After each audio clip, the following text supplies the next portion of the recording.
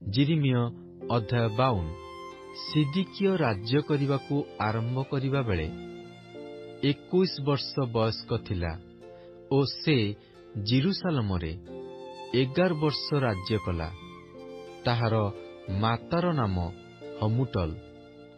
ସେ ଲିବ୍ନା ନିବାସୀ ଯିରିମିୟଙ୍କ କନ୍ୟା ଥିଲା। ଆଉ ସେ ଜିହୋଆକିମର କୃତ ସମସ୍ତ କର୍ମାନୁସାରେ ସଦାପ୍ରଭୁଙ୍କ ଦୃଷ୍ଟିରେ କୁକର୍ମ କଲା।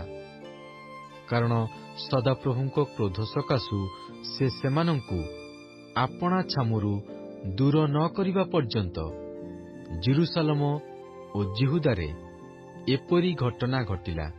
ଆଉ ସିଦିକିୟ ବାବିଲ ରାଜାର ବିଦ୍ରୋହୀ ହେଲା।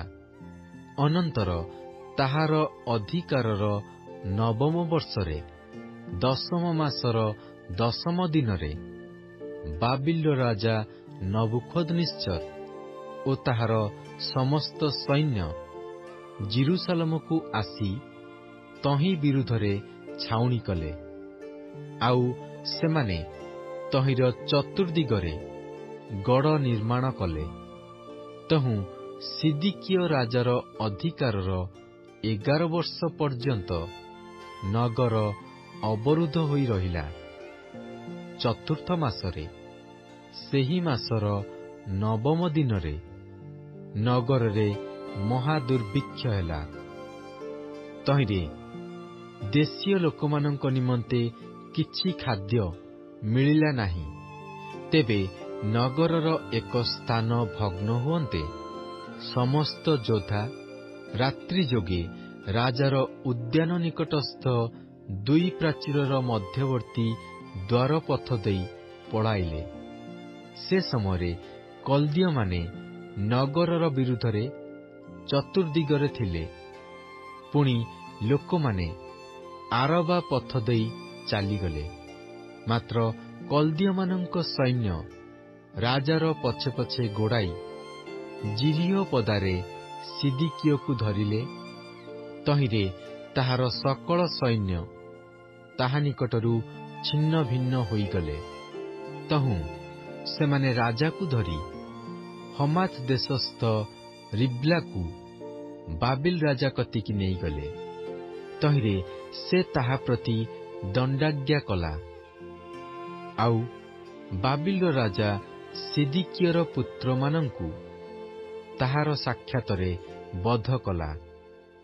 ସେ ଜିହୁଦାର ଅଧିପତି ସମସ୍ତଙ୍କୁ ହିଁ ରିବ୍ଲାରେ ବଧ କଲା। ଆଉ ସେ ସିଦିକିୟର ଚକ୍ଷୁ ଉପାଡ଼ି ପକାଇଲା। ପୁଣି ବାବିଲର ରାଜା ତାହାକୁ ଶୃଙ୍ଖଳରେ ବଧ କରି ବାବିଲକୁ ନେଇଗଲା ଓ ତାହାର ମୃତ୍ୟୁ ପର୍ଯ୍ୟନ୍ତ ତାହାକୁ କାରାଗାରରେ ରଖିଲା। 5ମ ମାସରେ ମାସର 10ମ ଦିନରେ ବାବିଲର ରାଜା ନବୁଖଦ୍ନେଚ୍ଚର ରାଜାର ଅଧିକାରର 19 ବର୍ଷରେ ବାବିଲ ରାଜାର ସମ୍ମୁଖରେ ଦଣ୍ଡାୟମାନ ନବୁସର୍ଦନ ନାମକ ପ୍ରହରୀ ବର୍ଗର ସେନାପତି ଜିରୁସାଲମକୁ ଆସିଲା। ପୁଣି ସେ ସଦାପ୍ରଭୁଙ୍କ ଗୃହ ଓ ରାଜଗୃହ ଦଗ୍ଧ କଲା। ପୁଣି ସେ ଜିରୁସାଲମସ୍ଥ ସକଳ ଗୃହ ଅର୍ଥାତ୍ ପ୍ରତ୍ୟେକ ବୃହତ୍ ଗୃହ ଅଗ୍ନିରେ ଦଗ୍ଧ କଲା। ଆଉ ପ୍ରହରୀ ବର୍ଗର ସେନାପତି ସଙ୍ଗେ ଥିବା କଲ୍ଦୀୟ ସମସ୍ତ ସୈନ୍ୟ ଜିରୁସାଲମର ଚତୁର୍ଦିଗସ୍ଥ ପ୍ରାଚୀର ଭଗ୍ନ କଲେ। ସେତେବେଳେ ପ୍ରହରୀ ବର୍ଗର ସେନାପତି ନବୁସର୍ଦନ ଲୋକମାନଙ୍କ ମଧ୍ୟରୁ ନିତାନ୍ତ ଦରିଦ୍ରମାନଙ୍କୁ ଓ ନଗରର ଅବଶିଷ୍ଟ ଲୋକମାନଙ୍କୁ ଆଉ ବାବିଲ ରାଜାର ପକ୍ଷକୁ ପଳାୟନକାରୀମାନଙ୍କୁ ଓ ଅବଶିଷ୍ଟ ସାଧାରଣ ଲୋକମାନଙ୍କୁ ବନ୍ଦୀ କରି ନେଇଗଲା।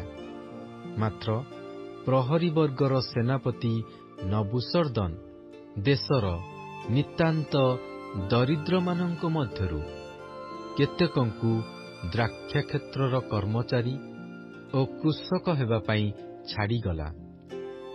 ପୁଣି କଲ୍ଦୀୟମାନେ ସଦାପ୍ରଭୁଙ୍କ ଗୃହର ପିତ୍ତଳ ସ୍ତମ୍ଭ ଓ ସଦାପ୍ରଭୁଙ୍କ ଗୃହର ବୈଠିକି ସବୁ ଓ ପିତ୍ତଳମୟ ସମୁଦ୍ର ରୂପ ପାତ୍ର ଖଣ୍ଡ ଖଣ୍ଡ କରି ଭାଙ୍ଗି ତହିଁର ପିତ୍ତଳ ସବୁ ବାବିଲକୁ ନେଇଗଲେ। ଆହୁରି ସେମାନେ ହାଣ୍ଡି ଓ କରଚୁଲି, କତୁରୀ ଓ କୁଣ୍ଡ ଓ ଚମଚ ଓ ପରିଚର୍ଯ୍ୟାର୍ଥକ ସକଳ ପିତ୍ତଳମୟ ପାତ୍ର ନେଇଗଲେ। ପ୍ରହରୀ ବର୍ଗର ସେନାପତି ତାଟିଆ ଓ ଅଙ୍ଗାରଧାନୀ ଓ କୁଣ୍ଡ ଓ ହାଣ୍ଡି ଓ ଦୀପବୃକ୍ଷ ଓ ଚମଚ ଓ ପାତ୍ର ସବୁ ଯାହା ସୁନାର ଥିଲା ତାହା ସୁନା କରି ଓ ଯାହା ରୂପାର ଥିଲା ତାହା ରୂପା କରି ନେଇଗଲା। ସଲୋମନ ରାଜା ସଦାପ୍ରଭୁଙ୍କ ଗୃହ ନିମନ୍ତେ ଯେଉଁ 2 ସ୍ତମ୍ଭ, ଏକ ସମୁଦ୍ରରୂପ ପାତ୍ର ଓ ତହିଁର ତଳସ୍ଥ 12 ପିତ୍ତଳମୟ ବୃକ୍ଷରୂପ ବୈଠିକି ନିର୍ମାଣ କରିଥିଲେ, ସେହି ସବୁ ପାତ୍ରର ପିତ୍ତଳ ଅପରିମିତ ଥିଲା। ପୁଣି ସେହି 2 ସ୍ତମ୍ଭ ପ୍ରତ୍ୟେକର ଉଚ୍ଚ 18 ହାତ ଓ ପରିଧି 12 ହାତ ଓ ତହିଁର ସ୍ଥୂଳତା 4 ଅଙ୍ଗୁଳି ଓ ତାହା ଫମ୍ପା ଥିଲା। ଆଉ ତହିଁର ଉପରେ ପିତ୍ତଳର ମୁଣ୍ଡାଳି ଥିଲା। ସେହି ମୁଣ୍ଡାଳିର ଉଚ୍ଚ 5 ହାତ ଓ ମୁଣ୍ଡାଳିର ଉପରେ ଚତୁର୍ଦିଗରେ ଜାଲିକର୍ମ ଓ ଡାଳିମ୍ବାକୃତି ଥିଲା। ସେ ସବୁ ପିତ୍ତଳମୟ ଥିଲା। ଆଉ ଦ୍ୱିତୀୟ ସ୍ତମ୍ଭର ମଧ୍ୟ ଏହି ପ୍ରକାର ଆକାର ଓ ଡାଳିମ୍ବ ଥିଲା। ପାର୍ଶ୍ୱରେ 96 ଡାଳିମ୍ବ ଥିଲା। ଜାଲିକର୍ମର ଉପରେ ଚାରିଆଡ଼େ 100 ଡାଳିମ୍ବାକୃତି ଥିଲା। ପୁଣି ପ୍ରହରୀ ବର୍ଗର ସେନାପତି ପ୍ରଧାନ ଯାଜକ ସରାୟକୁ ଓ ଦ୍ୱିତୀୟ ଯାଜକ ସଫନିୟକୁ ଆଉ 3 ଜଣ ଦ୍ୱାରପାଳକୁ ଧରିଲା।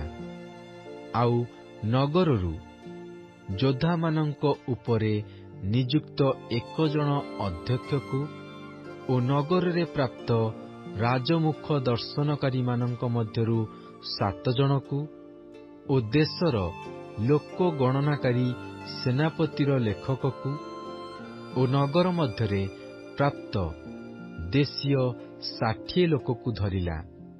ପୁଣି ପ୍ରହରୀ ବର୍ଗର ସେନାପତି ନବୁସର୍ଦ୍ଦନ ସେମାନଙ୍କୁ ଧରି ରିବ୍ଲାକୁ ବାବିଲ ରାଜା କତିକି ନେଇଗଲା। ତହିଁରେ ବାବିଲର ରାଜା ହମାତ ଦେଶସ୍ଥ ରିବ୍ଲାରେ ସେମାନଙ୍କୁ ଆଘାତ କରି ବଧ କଲା। ଏହି ରୂପେ ଜିହୁଦା ଆପଣା ଦେଶରୁ ବନ୍ଦୀ ହୋଇ ନୀତ ହେଲା।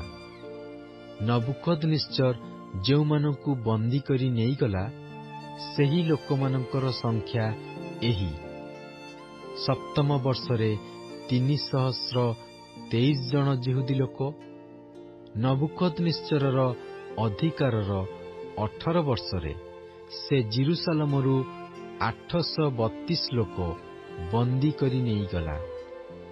ନବୁକଦନେସ୍ଚରର ଅଧିକାରର 23 ବର୍ଷରେ ନବୁସର୍ଦ୍ଦନ ପ୍ରହରୀ ବର୍ଗର ସେନାପତି 745 ଜଣ ଯିହୁଦୀଙ୍କି ବନ୍ଦୀ କରି ନେଇଗଲା। ସର୍ବସୁଦ୍ଧା 4600 ଲୋକ ଥିଲେ।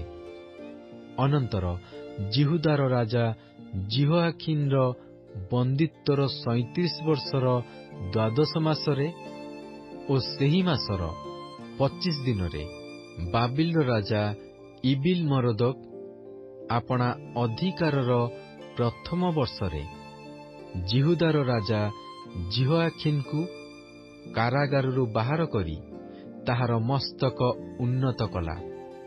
ଆଉ ସେ ତାହାକୁ ପ୍ରୀତିବାକ୍ୟ କହିଲା ଓ ତାହା ସଙ୍ଗେ ବାବିଲରେ ଥିବା ରାଜାମାନଙ୍କର ଆସନଠାରୁ ତାହାର ଆସନ ଉଚ୍ଚରେ ସ୍ଥାପନ କଲା।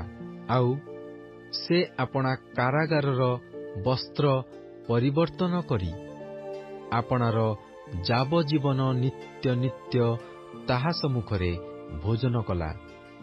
ପୁଣି ତାହାର ଦିନପାତ ନିମନ୍ତେ ବାବିଲର ରାଜାଠାରୁ ନିତ୍ୟ ବୃତ୍ତି ଦିଆଗଲା। ସେ ଆପଣା ମରଣ ଦିନ ପର୍ଯ୍ୟନ୍ତ ଆପଣା ଜୀବନର ସମସ୍ତ କାଳ ପ୍ରତିଦିନ ଏକ ନିରୂପିତ ଅଂଶ ପାଇଲା।